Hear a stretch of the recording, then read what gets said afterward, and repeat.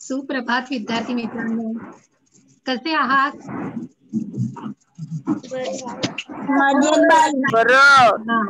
चला आता आपण मी सुजाता संजय तायडे, नाडकर्णी पार्क मराठी शाळा प्रमुख आणि माझ्या सहकारी श्रीमती कामिनी नेतम, श्रीमती नलिनी टेकडे. आज आम्ही आपल्या इतिहासाच्या तासिकेमध्ये स्वागत करीत आहोत.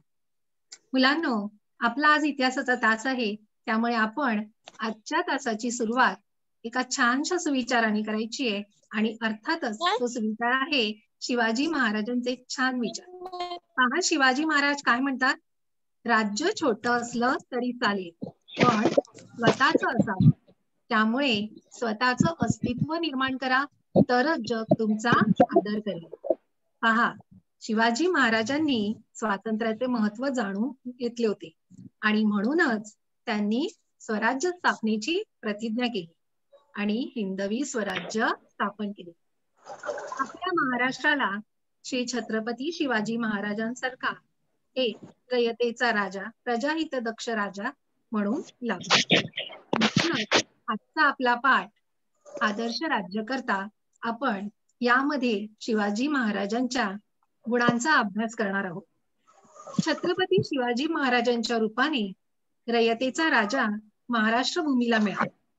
दूरदृष्टी, असीम धैर्य, प्रबल इच्छाशक्ती, मुत्सद्दीपणा आणि रयतेवर जीवापाड प्रेम करणारे श्री छत्रपती शिवाजी महाराज एक आदर्श राज्यकर्ता म्हणून आपण त्यांचं नाव घेतो.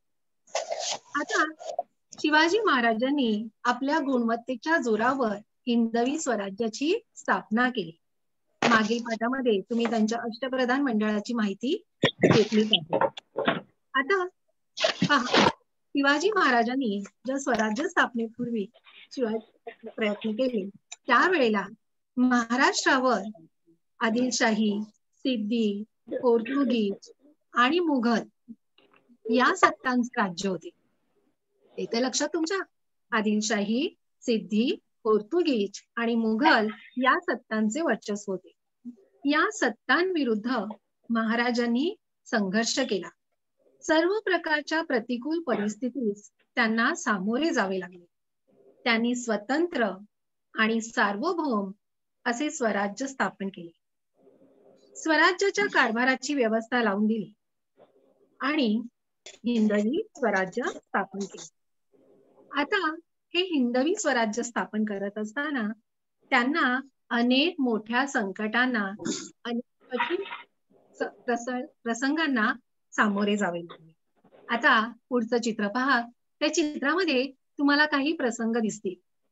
आता यामध्ये युद्धाचं चित्र आहे. त्या काळी आदिलशाह, सिद्धी, पोर्तुगीज या राजांचं वर्चस्व असल्यामुळे महाराष्ट्रामध्ये सतत लढाया होत असत आणि त्याचा त्रास रयतेला होत असे. त्याच नंतर जेव्हा शिवाजी महाराजांनी स्वराज्य स्थापनेला सुरुवात केली, त्यावेळी स्वराज्यावर अनेक संकट चालून आली. कोणकोणती संकट होती बघूया आपण. बघा, हे पहिलं चित्र तुम्हाला ओळखीचं वाटतंय का? हमले चालू आहे. मॅडम मी सांगू? एकमेकांच्यात लढाई चालू आहे. बरोबर, ते तर झालंच. परंतु अफजल खानाच्या रूपाने स्वराज्यावर मोठं संकट त्यावेळी आलेलं होतं. आठवतं ना तुम्हाला हा प्रसंग? आठवतो सगळ्यांना? हो बरोबर. शिवाजी महाराजांनी युक्तीने अफजल खानाचा वध केला होता. त्याच्यानंतर दुसरं चित्र बघा. काय रे चित्र सांगा? बरोबर. महाराष्ट्रावर शाहिस्तेखान हल्ला जेव्हा छापा केला त्यांनी, त्यावेळेला शिवाजी महाराजांनी रात्रीच्या अंधारात शाहिस्तेखानाच्या महालात हल्ला केला. बरोबर. बरोबर. आता चित्र बघा बरं, चित्र पुढचं चित्र पहा. पहा काय आहे रे चित्र. शिवाजी महाराज महाराजांचे माऊले. हा, तरी पण काय त्या चित्राचा मॅडम मी वेदांगी सांगू. एकाने उत्तर द्यायचं. वेदांगी सांग बाळा, वेदांगी सांग. मॅडम ते छत्रपती शिवाजी महाराजांचे मावळे आणि मुस्लिम धर्मातले लोक त्यांचे लोक युद्ध करतायत. बरं बरं. आता आणि टीचर खालच्या ह्याच्यावरून आग्र्याहून सुटका. छान छान. बरं आता ऐका सगळ्यांनी छान.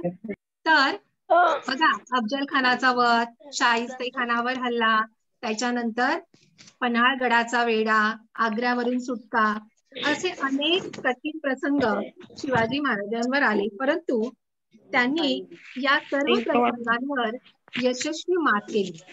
आता हे सगळे करत असताना मुलांनो, शिवाजी सोबत त्यांचे सहकारी म्हणजेच त्यांचे मावळे होते. जीवाला जीव देणारे त्यांचे सहकारी असल्यामुळेच शिवाजी महाराज स्वराज्य स्थापन करू शकले. आणि ते म्हणजे शिवाजी महाराजांकडे संघटन चातुर्य हा गुण होता. बघा, शिवाजी महाराजांनी आपल्या संघटन चातुर्याने अनेक जिवलग साथीदारांना एकत्र केले. त्यामध्ये बघा, आता आपण मगाशी पाहिलं की अफजल खानाच्या वधाच्या वेळी अत्यंत धोक्याच्या क्षणी बडा सय्यद याला ठार मारणारा जिवा महाला आठवतो ना तुम्हाला.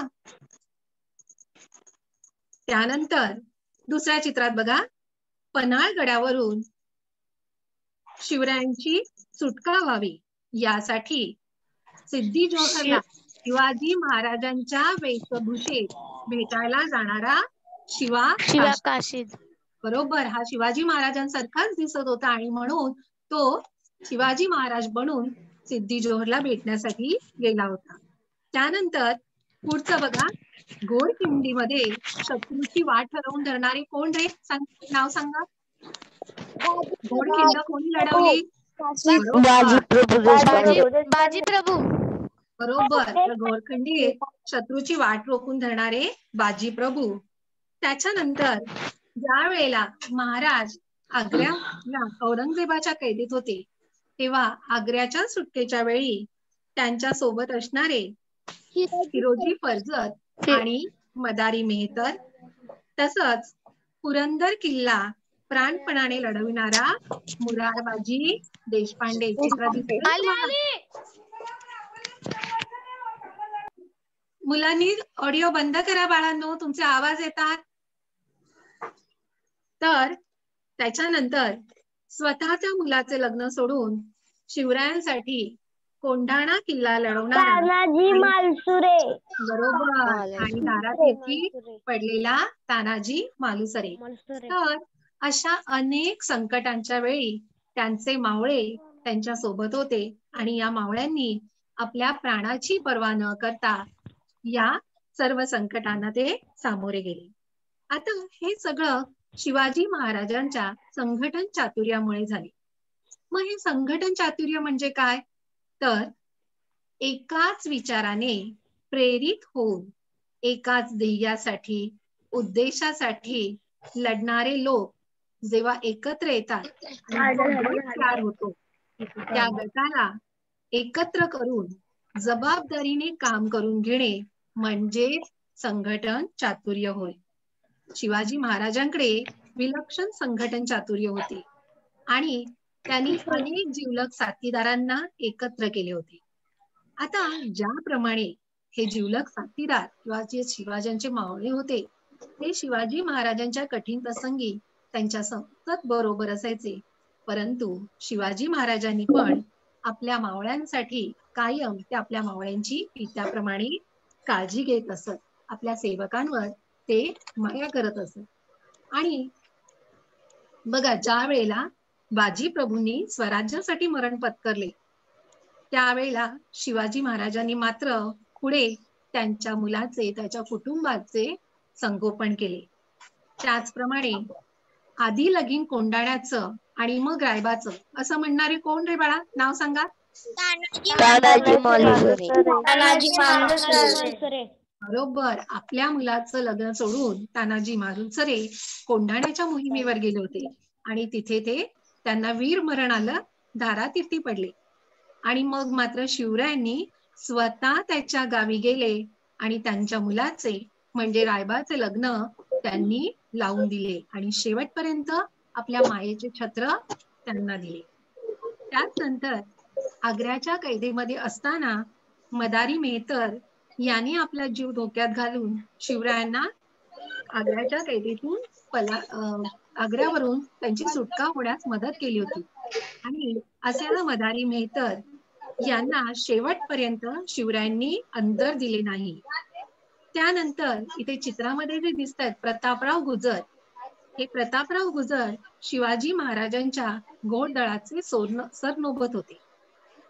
यांनी स्वराज्यासाठी आपले प्राण अर्पण केले होते आणि म्हणून पुढे शिवरायांनी त्यांच्या मुलीचे लग्न आपला दुसरा मुलगा राजाराम याच्याशी केले. त्याचप्रमाणे शिवरायांचा आणखीन एक शूर मावळा होता कान्होजी जेधे. कान्होजी जेधे हे स्वराज्य स्थापनेच्या कार्यामध्ये सुरुवातीपासूनच शिवाजी महाराजांच्या सोबत होते आणि ज्या वेळेला ते आजारी म्हातारपणी जेव्हा ते आजारी पडले त्यावेळी मात्र शिवरायांनी त्यांना वेळच्या वेळी औषधोपचार घ्या, कोणत्याही प्रकारची हयगय करू नका असं तर सांगितलंच, परंतु त्यांची शेवटपर्यंत काळजीही घेतली. अशा अनेक कितीतरी घटना आहेत की शिवाजी महाराजांनी आपल्या मावळ्यांना ते सतत पित्याप्रमाणे वागवत होते. हंबीरराव मोहिते हे सुद्धा त्यांच्या घोडदळीचे सरनौबत होते आणि त्यांना सुद्धा शिवरायांनी शेवटपर्यंत साथ दिली. तर ज्याप्रमाणे बघा पित्याप्रमाणे ते आपल्या या मावळ्यांचं संरक्षण करत होते, त्यांची काळजी घेत होते आणि म्हणूनच शिवाजी महाराजांना प्रजाहित दक्ष राजा असेही म्हटले जाते. त्याच्यानंतर शिवाजी महाराजांचा आपण दुसरा गुण पाहणार आहोत तो म्हणजे रयतेची काळजी. आता रयत म्हणजे काय तर प्रजा. शिवाजी महाराज आपल्या मावळ्यांची जशी पित्याप्रमाणे काळजी घ्यायचे त्याचप्रमाणे रयतेची ते काळजी घेत. स्वराज्य स्थापनेच्या कार्यामध्ये महाराजांचा शत्रूशी संघर्ष चाललेला होता. शत्रूंच्या स्वाऱ्यांमुळे त्यावेळी प्रजा अतिशय त्रासलेली असे. अशा वेळेला रयतेची जास्तीत जास्त काळजी घेण्याचा महाराजांचा प्रयत्न असे. बघा ज्या वेळेला स्वराज्यावर शाहिस्तेखान चालून आला होता त्यावेळेला खानाची फौज अफाट होती आणि ही खानाची फौज येता येता वाटेमध्ये पिके तुडवत, लोकांना त्रास देत, मुलूक उद्ध्वस्त करूत येऊ लागली. त्यामुळे साहजिकच शिवरायांना प्रजेची चिंता वाटू लागली. त्यावेळेला त्यांनी रोहिड खोऱ्याचे जे देशमुख होते त्यांना रयते संबंधी आपले कर्तव्य पार पाडण्याविषयी ताकीद दिली. बघा त्यांनी त्या देशमुखांना काय सांगितले तर गावोगाव हिंडून घाटाखाली जेथे सुरक्षित जागा असेल तेथे लोकांना नेण्यास सांगितले आणि या कार्यास एका घडीचा जरी दिरंग न करणे असे त्याला सक्त ताकीद दिली होती, बजावले होते. म्हणजेच काय, आळस करू नका, रात्रीचा दिवस करा, गावोगावी फिरा आणि लोकांना आसरा द्या. पुढे महाराजांनी त्याला सक्त ताकीदही दिली होती. त्याला काय सांगितलं, रोहिड खोऱ्याच्या देशमुखास त्यांनी सांगितले जर रयतेची अशी काळजी घेतली नाही तर मुघल सैन्य येईल, लोकांना कैद करेल आणि त्याचे पाप तुमच्या माथी बसेल. पहा म्हणजे आपल्या प्रजेची महाराज किती काळजी घेत होते. जसं शत्रूपासून आपल्या प्रजेला त्रास होऊ नये याची काळजी ते घ्यायचेच, पण त्याचप्रमाणे आपल्या सैनिकांनीही रयतेला त्रास देऊ नये, रयतेला लुटू नये अशी सैन्याला त्यांची सक्त ताकीद होती आणि त्यांचा जो नियमभंग करेल त्याला ते कडक शिक्षा करायचे. आणि यावरूनच आपण त्यांचं लष्कर विषयक धोरण काय होतं हे पाहणार आहोत. बघा शिवाजी महाराजांनी हे जाणलं होतं की सैन्य वाचून राज्य, धन आणि पराक्रम प्राप्त होत नाही आणि म्हणूनच त्यांनी आपल्या लष्करामध्ये घोडदळ, पायदळ आणि आरमार दलाची उभारणी केली होती. आता महाराजांची ही जी लष्कराची शिस्त होती ती अतिशय कडक होती. सैन्याला वेळच्या वेळी वेतन दिले जावे हा त्यांचा कटाक्ष असे आणि याकडे ते वेळोवेळी लक्षही देत. सैनिकांना दरमहा वेतन रोख दिलं जायचं. पूर्वी मध्ययुगीन काळामध्ये ठिकठिकाणच्या राजवटींमध्ये किंवा इतरत्रही सैनिकांना रोख वेतन म्हणजे ठराविक रक्कम पगार दिला. रोख वेतनाऐवजी जहागीर दिली जायची. जहागीर म्हणजे एखाद्या प्रदेशाचा भाग.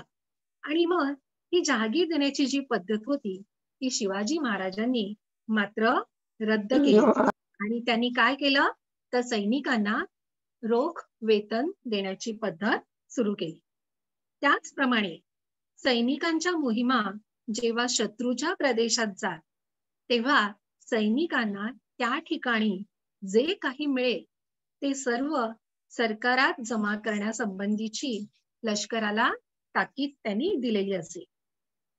तसंच या युद्धांमध्ये ज्या सैनिकांनी पराक्रम केलेला आहे त्या सैनिकांचा मान सन्मानही केला जात असे. लढाईमध्ये मृत्यू पावलेले जे सैनिक असत त्यांच्या कुटुंबियांची उदरनिर्वाहाची म्हणजेच पालन पोषणाची काळजीही घेतली जात असे. आणि लढाईमध्ये जे सैनिक जखमी होत असत तर या जखमी सैनिकांच्या औषधोपचाराचीही जबाबदारी घेतली जात. केवळ आपलेच सैनिक नाही तर लढाई शरण आलेले जे शत्रू सैनिक असायचे किंवा जे जखमी झालेले सैनिक असायचे तर त्यांनाही चांगली वागणूक दिली जायची आणि त्यांच्यावरही औषधोपचार केले जायचे. आणि अशाप्रमाणे शिवाजी महाराज आपल्या सैनिकांची काळजी घेत असतात. हे करत असताना सैनिकांकडूनही आपल्या रयतेचे नुकसान होऊ नये याकडे त्यांचे विशेष लक्ष असते. त्या काळी ज्या वेळेला लढाया होत असत सैनिकांमध्ये युद्ध होत असत तेव्हा समजा जर पीक संचनीचा काळ असेल किंवा लावणीचा काळ असेल कापणीचा काळ असेल आणि या काळामध्ये जर युद्ध झालं तर मात्र शेतकऱ्यांच्या दैन्याला काहीच पारावर पुरत नसे. कारण युद्धाच्या वेळेला हे जे सैन्य असायचं या सैन्याच्या हालचालींमुळे पेरणीच्या कामामध्ये अडथळा येत असे. तर काही वेळेला हे जे सैनिक आहे ते उभी पीकही कापून नेत असत अथवा नष्ट करायचे. त्याचप्रमाणे शेतकऱ्यांची घरं लुटायची. परंतु महाराजांनी मात्र आपल्या अधिकाऱ्यांना असे करू नये असे आदेश दिलेले होते. या संदर्भामध्ये इसवी सन 1674 मध्ये शिवाजी महाराजांनी आपल्या अधिकाऱ्यांना एक पत्र लिहिले होते आणि त्या पत्रांमध्ये त्यांनी सैनिकांच्या लष्कराच्या शिस्तीबाबत थोडक्यात सैनिकांना ताकीद दिलेली होती. बघा त्यांनी या पत्रामध्ये सैनिकांना काय सांगितले होते तर शेतकऱ्यांच्या शेतातील भाजी देखील जबरदस्तीने घेता कामा नये. सैनिकांच्या युद्ध हालचाली पेरणीच्या आड येता कामा नयेत. शेतातील उभी पिके सैनिकांनी कापू नयेत. शेतकऱ्यांची घरं लुटू नयेत. तसंच शेतकऱ्यांना त्रासही देऊ नये. आतापर्यंत जे शेतकरी शेतात कष्ट करत आहेत त्यांची जर पिकं तुम्ही कापून नेली त्यांची घरं उद्ध्वस्त केली तर या शेतकऱ्यांना वाटेल की मुघल तर आले हे परकीय होते परंतु त्याहूनही आपले सैनिकही आपल्याला असा त्रास देतात आणि यांचा तळतळाट शेतकऱ्यांचा तळतळाट तुम्हाला लागेल. आणि म्हणून आपल्या सैनिकांनी शेतकऱ्यांना कोणत्याही प्रकारचा त्रास देऊ नये याची ताकीद त्यांनी आपल्या सैनिकांना दिलेली होती. पहा म्हणजेच शिवाजी महाराज ज्याप्रमाणे स्वराज्य स्थापनेच्या ध्येयासाठी झटत होते त्याच वेळेला एक प्रजाहित दक्ष राजा म्हणून ते आपल्या रयतेची सैनिकांची काळजीही घेत होते. त्यानंतर आपण पाहणार आहोत शिवाजी महाराजांचं सहिष्णू धोरण. सहिष्णुता म्हणजे सर्व धर्मांना समान वागणूक देणे, सर्व धर्मांचा आदर करणे. बघा शिवाजी महाराजांनी हिंदवी स्वराज्याची स्थापना केली. हिंदवी स्वराज्य हे शिवाजी महाराजांचे स्वप्न होते. हिंदवी म्हणजे हिंदुस्थानात राहणारे, मग ते कोणत्याही धर्माचे असोत, कोणत्याही जातीचे असोत, त्यांचे राज्य हे हिंदवी राज्य. आणि म्हणूनच हिंदवी स्वराज्याची स्थापना करत असताना शिवाजी महाराजांनी सर्व धर्मांविषयीच आदर बाळगला. आता महाराजांचा बघा, मुघल, आदिलशहा या सत्तांबरोबर जो संघर्ष चाललेला होता किंवा सिद्दी जोहर, तर हे या ज्या सगळ्या सत्ता होत्या या मुस्लिम सत्ता होत्या. परंतु त्यांच्याशी संघर्ष करताना स्वराज्यामधील मुसलमानांना त्यांनी आपले प्रजाननच मानले. त्यांना कोणत्याही प्रकारचा त्रास दिला नाही. तसंच अफझल खानाची जेव्हा भेट घडली त्यावेळेला या भेटीच्या वेळी महाराजांच्या सैन्यामध्ये सिद्दी हिलाल हा महाराजांच्या सैन्यातील सरदार त्यांच्या बरोबर होता. शिवाजी महाराजांच्या लष्करामध्ये घोडदळ, पायदळ आणि आरमार दळ यामध्ये 1/3 सैनिक हे मुस्लिम होते. तसंच स्वराज्याचं जे आरमार दल होतं, या आरमार दलामध्ये सुद्धा दौलत खान हा महत्वाचा अधिकारी होता. त्याचप्रमाणे शिवाजी महाराजांनी गुजरातमध्ये असलेल्या चर्चवर जेव्हा हल्ला झाला तेव्हा त्या चर्चचे जे फादर होते, फादर एम्ब्रोज, यांची शिवरायांनी मदत केली. त्याचप्रमाणे रायगडवर जेव्हा त्यांनी आपली राजधानी रायगडची निवड केली त्यावेळेला या रायगडावर जगदीश्वराच्या मंदिराची त्यांनी उभारणी केली. आणि हे करत असताना शिवाजी महाराजांनी आपल्या महालासमोरच मुस्लिम भाविकांसाठी मशीदही तयार केली. म्हणजे पहा, केवळ हिंदूंचेच राज्य नाही तर सर्व धर्मांना ते आदर करत होते. सर्व धर्मीयांशी ते सर्व धर्मीयांच्या लोकांना ते आपलं मानत होते. किंवा शत्रूकडून ज्या वेळेला युद्धामध्ये, लढाईमध्ये शत्रूकडून जर एखादा प्रदेश जिंकून घेतला तर तेथील मुस्लिम धर्मस्थळ जी असत त्या धर्मस्थळांना आधीपासून प्राप्त असलेल्या सोयी सवलती ते तशाच चालू ठेवत. त्यांच्या या सहिष्णू धार्मिक धोरणाबद्दल समकालीन इतिहासकार खापी खान यांनी असे लिहिले आहे की शिवाजीने आपल्या सैनिकांसाठी असा सक्त नियम केला होता की मोहिमेवर असताना मशिदीला धक्का लावू नये. कोणत्याही परिस्थितीत मुस्लिम महिला किंवा लहान मुलं यांच्या बरोबर गैरवर्तणूक करू नये. त्याचप्रमाणे युद्धामध्ये कुराणाची एखादी प्रत जर हाती सापडली तर तिला पुण्यभाव दाखवून ती प्रत त्या मुस्लिम व्यक्तींच्या स्वाधीन करावी अशी सक्त ताकीद शिवरायांची आपल्या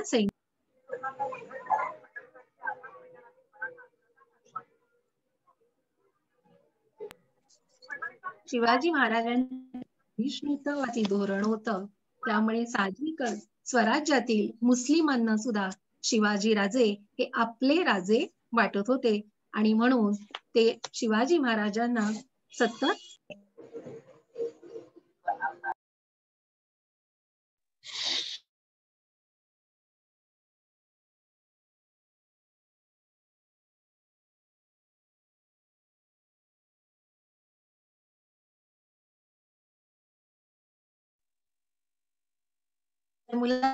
पहा, आज आपण शिवाजी महाराज. आवाज नाही येते. आता येतो आवाज? आता येतो आवाज? तर अशा प्रकारे पहा मुलांनो, लहानपणापासूनच स्वराज्याच्या ध्यासाने प्रेरित होऊन अहोरात्र झटून शिवरायांनी हिंदवी स्वराज्याची स्थापना केली. एक आदर्श राज्यकर्ता म्हणून आपण त्यांचा नेहमीच आदर करतो.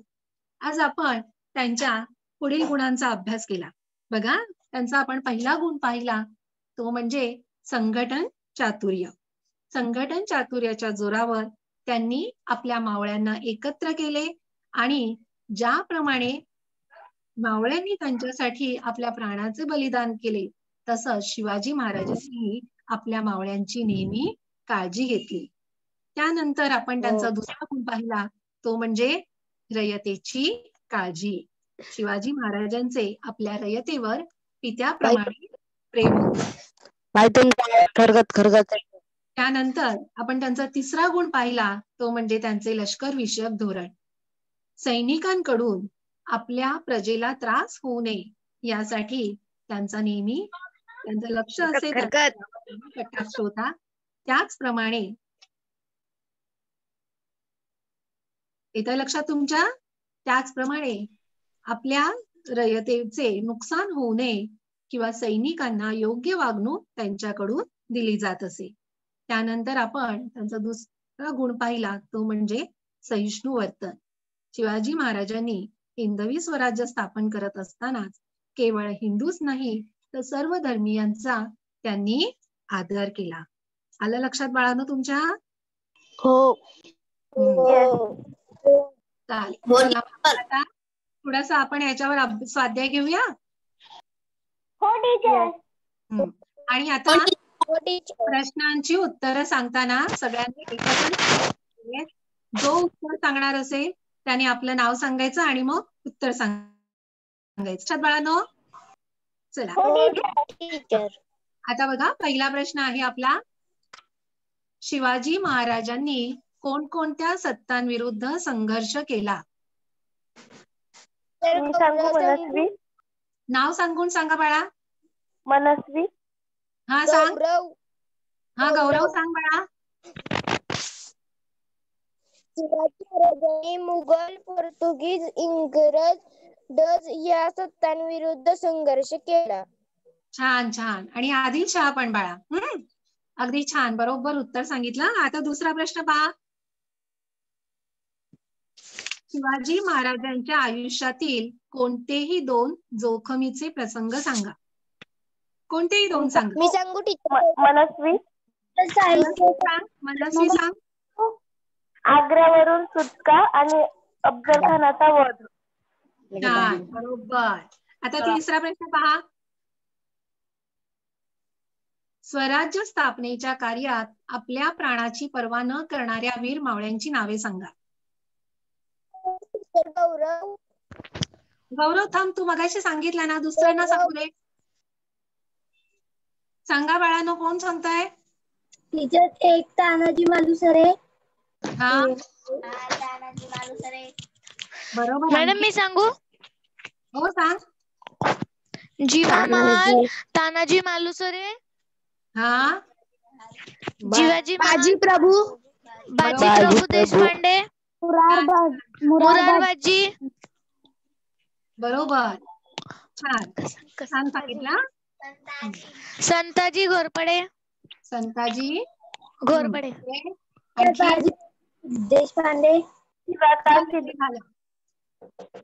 प्रतापराव गुजर, कान्होजी जेदे, शिवाकाशी. शिवाकाशी. छान, बरोबर. आता चौथा प्रश्न पहा. रोहिड खोऱ्याच्या देशमुखास शिवाजी महाराजांनी कोणती ताकीद दिली? मी सांगू? हा नाव सांग तुझं. संस्कृती. हा सांग. दिरंग न करणे असे त्यास बजावले. बरोबर. आणि आणखीन काय सांगितलं? जर रयतेची अशी काळजी घेत नाही तर मुघल सैन्य येथील लोकांना कैद करेल आणि त्याचे पाप तुमच्या माथी बसेल. बरोबर. छान सांगितलं बेटा. नाव काय तुझं? गौरव ना? संस्कृती. संस्कृती. छान छान छान उत्तर दिलंस. आता पाचवा प्रश्न बघा. शिवाजी महाराजांच्या सहिष्णू धार्मिक धोरणाबद्दल समकालीन इतिहासकार खाफी खान यांनी काय लिहिले आहे? सांगा. त्यांनी काय लिहिलंय?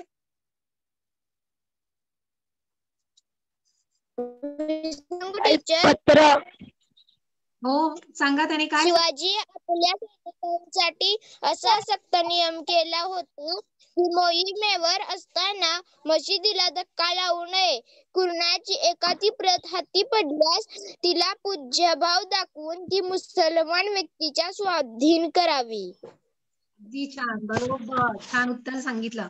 तर बाळांनो, पहा, तुम्हाला हा पाठ कळला? हो टीचर. हा हा आता तुम्ही काय करायचंय, आज घरी जाऊन आपण हा अर्धा भाग घेतलेला आहे, उद्याचा आपण पुढचा भाग घेणार आहोत. परंतु आज आपण जो भाग शिकला आहे त्यातील शिवाजी महाराजांचे तुम्हाला कोणते गुण आवडले ते लिहायचे. हा, आणि शिवाजी महाराजांवर जी संकट आली किंवा जे जोखमीचे प्रसंग आले त्यातला कुठलाही एक प्रसंग तुम्ही तुमच्या शब्दामध्ये लिहून काढायचा आहे. हा, चालेल? Okay teacher. छान छान. चला तर मग, धन्यवाद.